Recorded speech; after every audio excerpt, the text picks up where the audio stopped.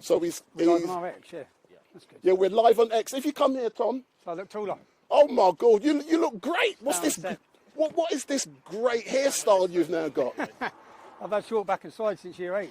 Excellent stuff. So, But so Tom, it's so great to see you. You've been incarcerated in this horrible place since October. Can you tell me, yeah, first of all, how are you? How are you feeling, boss? I feel good. Unfortunately, in a country that doesn't believe in free speech, being a citizen journalist, this place is an occupational hazard. It's ridiculous. 16 years ago, when I first started speaking out against Islamic rape gangs that were plaguing this country, from that point on, I faced relentless attacks from the British state, wielding lawfare as a weapon in order to silence me. I have never been convicted by a jury. Every one of my convictions have been handed down to me by judges.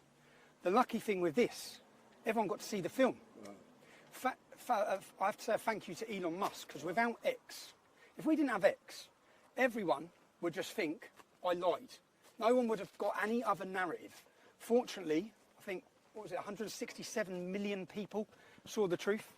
So that gagging order, these attempts at censorship, to silence, to cancel people, it hasn't worked. You've attempted to lock up the truth, and that truth has been echoed around the entire globe. It couldn't have been any more successful. I knew exactly what I was doing when I released that film. I knew I'd end up in there, and I also knew they'd give them every opportunity to pull every trick they wanted to, from messing with visits, to messing with phone calls, to messing with food. I knew that. But I made the decision to release that film because the British public deserved to see the truth. For too long, since the start of my activism in 2009, police raids, court cases, I actually thought when I walked out of here this time, it would be the first time since 2009 that I haven't been awaiting trial or prison. And bang, I'm awaiting trial and prison on multiple cases again now. But I've watched from the start of my activism, first of all I saw Geert Wilders. Geert Wilders was targeted with hate speech laws and prosecutions. I've looked in America. This is the playbook that's played out across the entire globe. If we look in America, look what they've done to Steve Bannon. Look what they've done to Alex Jones, £1 billion. Donald Trump would face the rest of his life in prison if he did not win that election. Look now recently with Marie Le Pen. They've stopped their standing. Look at Katie Hopkins in our country. They took her home. They took her family home. Lawfare has been waged against anyone who has challenged the globalist narratives, challenged open border, challenged mass immigration, even challenged vaccines, any of it. They come at you from every angle. That's what I've experienced, but fortunately, if Elon Musk did not purchase X, I don't think that people understand the importance of it. If he didn't, you'd have been lied to about this entire case. If you go on my Wikipedia page and read all my previous convictions, this would have been another one where they'd have told you I lied. What did you see? If you're one of the people that watched that film, you might not have believed me before. You may have hated me based on a narrative spoon-fed to you by a media who want to tell you who we are. They want to tell you how to think. And I knew in that documentary, that painted a far bigger story than me. That was a story of any whistleblower, anyone.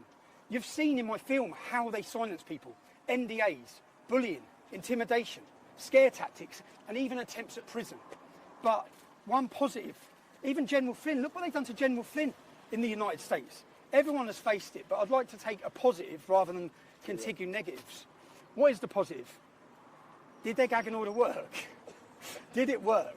167 million people saw that film. Do you know the moment I had in the first week of January? Because this could have gone the other way. I could have released that film. They could have managed to censor it, which they did off all other platforms. There's only X and Rumble. They're the only ones that they're not able to control. If Elon hadn't have bought it, no one would have seen that film. Everyone had been lied to him. But instead, 167 million people saw the truth. You saw how they weaponised the judiciary. You saw the corruption, the blatant evidence of the corruption that no media, no journalists have spoke about. And then the Attorney General made it clear I was going to face continued prosecutions. I would have had indefinite prison sentences for a film as a journalist. But the best moment for me when I was in there was when I heard that Elon Musk had shared the Rape of Britain documentary. The Rape of Britain documentary series is the most important work I've done. They have attempted, before my activism in 2009, they'd successfully, for decades, covered it up. Who had covered it up? Politicians, police forces. In every constituency where those gangs had raped, they'd successfully managed to cover up. Now, the truth is out there. There is no amount of lawfare that can keep it hidden. Everyone knows what's happened. If you remember, Tommy, the last time I saw you was on the 6th of January when I visited this prison, and on that day, I was with someone else, and if you remember, Elon Musk had chucked Nigel Farage under the bus, and you were so elated and you were happy, and at that time, you was in segregation. Since then, people have moved into the same unit you were in. How has that affected you? So I haven't seen anyone who's moved into that unit. So when I come into this prison, there was they gave me 40 cells. So we keep hearing about prisons being full. When I landed, I had 16 cells, and then I was taken to, do you know what I've done? I've had the best opportunity. I've had 7 months of interviewing staff.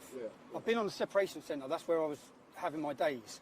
When you come and visited me, it was the first week of January, right? That's correct. I was elated because I knew that this had been successful, that the public had seen the truth, that they could be lied to no more, that more people around the entire world were talking about the rape of a generation of our daughters, which has been facilitated and accommodated by our government. So, yeah, I'm just... On the 5th of June, you will be appearing in Westminster Magistrates Court charged with an offence. And what do you have to say to all of those people who will be coming down on the day to support you?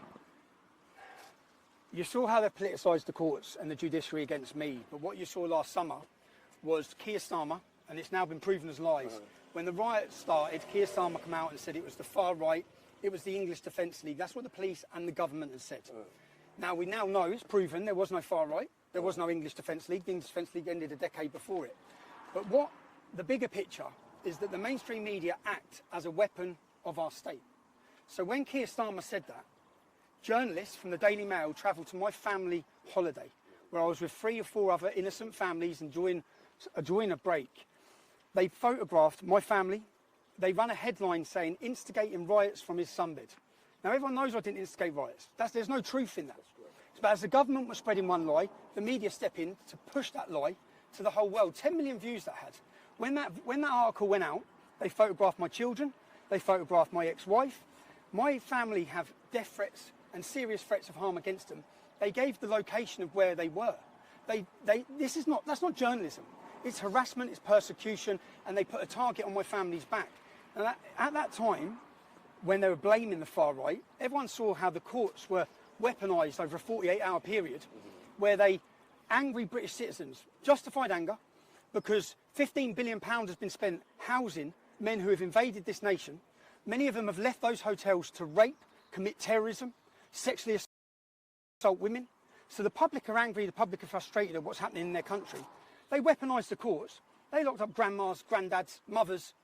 These buildings are full of violent criminals. Lucy Connolly's not a violent criminal. Lucy Connolly made a statement. She was angry. She deleted it and apologised. She got 3 years. If you watch my film, you saw Antifa extremists come to my family's home, threaten to murder them. They don't get arrested. They politicised the courts. They politicised the judiciary. That was to scare you, to scare the public into it and to intimidate them into silence. That was the purpose. That was their goal. That's what their goal was. Have they been successful in doing that? I want to talk about the United Kingdom on the 13th of September. I've come out of here. There is a war being waged on Britain, and it's being waged by our leaders, and it's a war against free speech. Our weapon is free speech. They can't allow it, because if everyone can exercise their free speech, if we have platforms for free speech, we can highlight their abuses, we can highlight their corruption. On the 13th of September, we started organising United Kingdom rallies. I think the last one had over 100,000 people. We want to hold a free speech festival in London as a show of defiance. And at this free speech festival, it's going to be United Kingdom /MAGA/Mega. United Kingdom, because people, and I'm sorry in Scotland, I'm sorry Wales, I'm sorry Northern Ireland, it's going to be in our capital city again. It has to be. People coming from every corner of the globe, speakers from Australia, from Canada, from America, from Denmark, from Germany, from Holland, from Poland. We're not just uniting the kingdom, we're uniting the world. And London is going to be the centre for it. It's going to be a festival of free speech. It's going to be a day of celebration.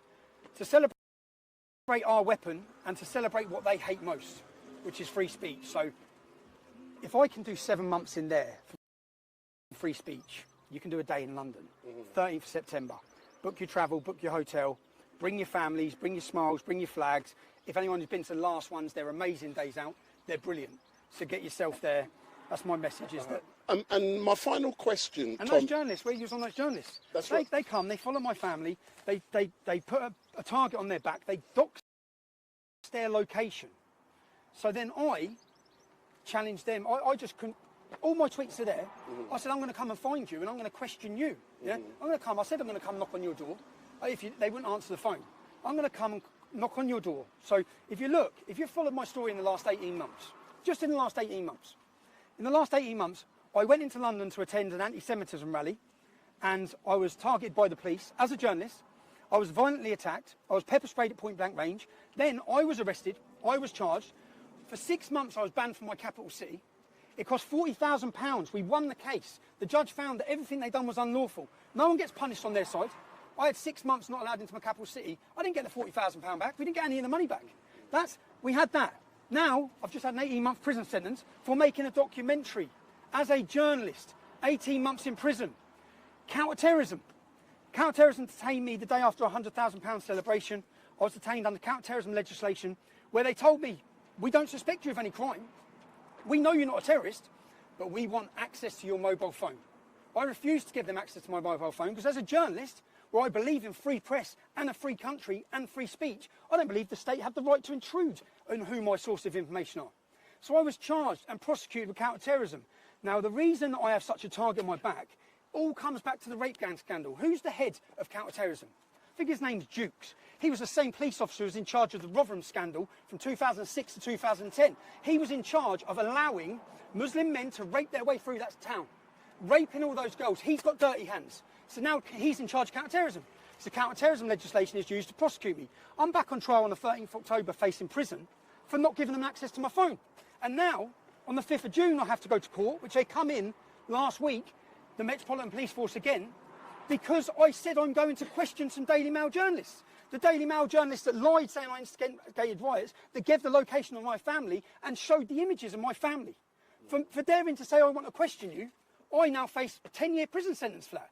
And Keir Starmer has the audacity to sit in the Oval Office and talk about free speech and lie about free speech to J.D. Vance and President Trump. There is no free speech. The best thing about this is everyone in every corner of the globe knows Britain is a total embarrassment. They are traitors to our forefathers who sacrificed everything for freedom, and they're taking it away, not from me. This isn't about silencing me. Every part of this is about stopping you. It's about censoring you. They don't want you to see the truth. They want to control you. They want to tell you how to think about me, how to think about everyone, everything. And what we saw with the United Kingdom rally, as people were massed in their 100,000, and what you've seen with the recent election, is the public are awake. And the mass awakening has happened. It continues to happen. The more they target us, and to the establishment or the people making these decisions with these court cases, it's stressful, but you've given me another opportunity. When you come for me for this film, it had 200,000 views. It's now on 167 million. You're going to awaken more people, because all I'm going to do is piece together what you've done. Your lies, the attacks that the media have done, and the public are going to see it. So even if you send me to jail again, you don't control every social media anymore. You no longer have the monopoly. You used to attack us like this, and no one would be able to see the truth. No one would be able to watch these videos. Instead, now people are going to be able to see it. People can watch it. Again, I'm looking forward to September the 13th. I'm looking forward to getting back to my family. They know, I said, like, they know what locking someone up. I spent the entirety of that sentence on solitary confinement, against the advice of the medical teams in that prison, against the advice of independent medical teams that come in, against all of it.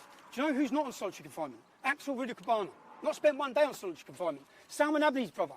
Do you know when that attack happened in Franklin? There were 7 of them. Anjem Chowdhury was one of them, Salman Abdi, and 5 other jihadists. 3 officers.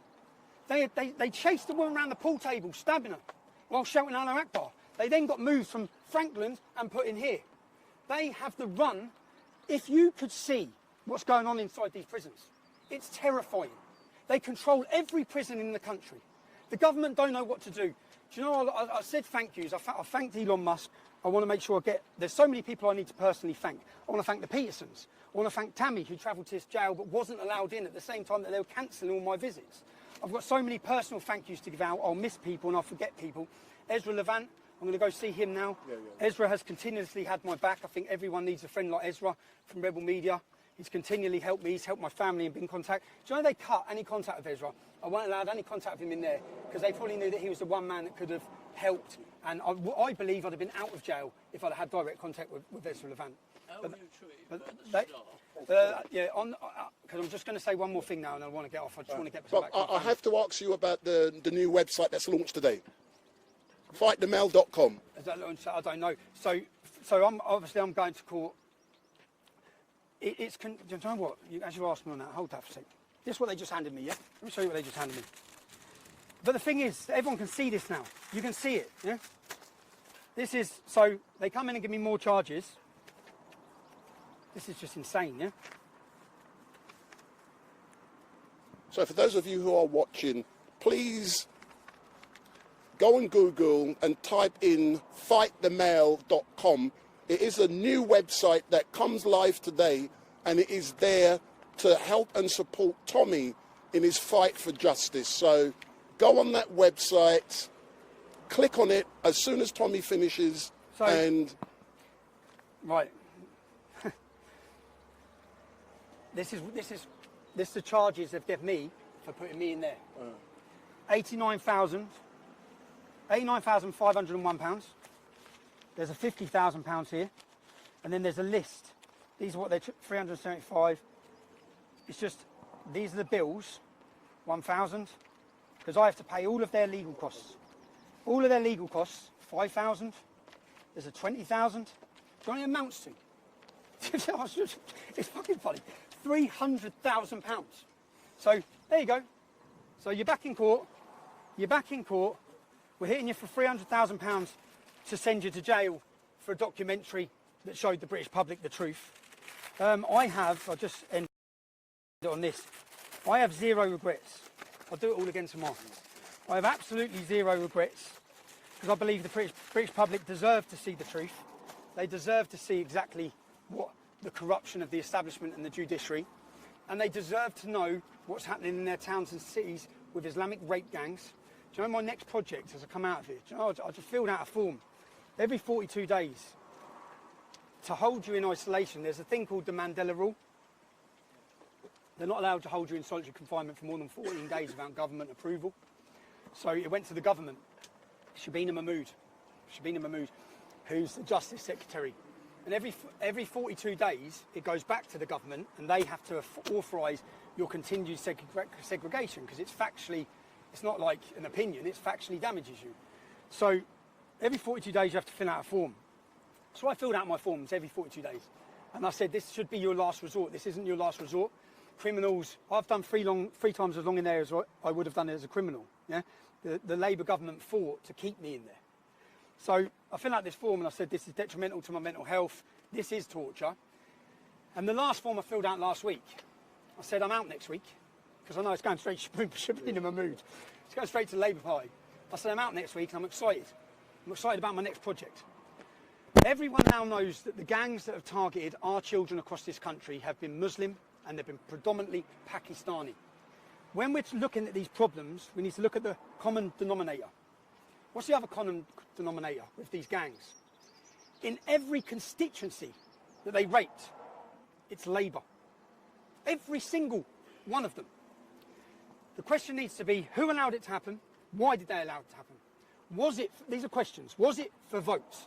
Did they allow the Muslim community to rape our community, to rape our daughters in every town and city, in their thousands and hundreds of thousands across this country, to keep their block vote? What was the reason? And I'm going to go to Rotherham, Rochdale, Oldham, Newcastle, other cities, and I'm going to go into those cities and look at what Labour's involvement was. We're going to ask those questions. If you're a Labour politician, you're a councillor, if you've got dirty hands and you covered it up, me and my cameraman will be doing our next documentary, working title, Labour's Islamic Rape Gangs. It's coming soon. And as I was filling out that form, I was picturing her face. I was picturing her, because I think that's why they stopped me coming out on Friday, probably. But as I was filling out, I thought, yeah, TikTok, we're getting back to work. I want to thank every single person that wrote me an email, that wrote me a letter, that supported any campaign by Ezra, that supported my family, that has maintained the support for Urban Scoop. My team are here. We still have a team. I have documentary after documentary already done in here, wrote out, ready to go. I want to take some time with my family.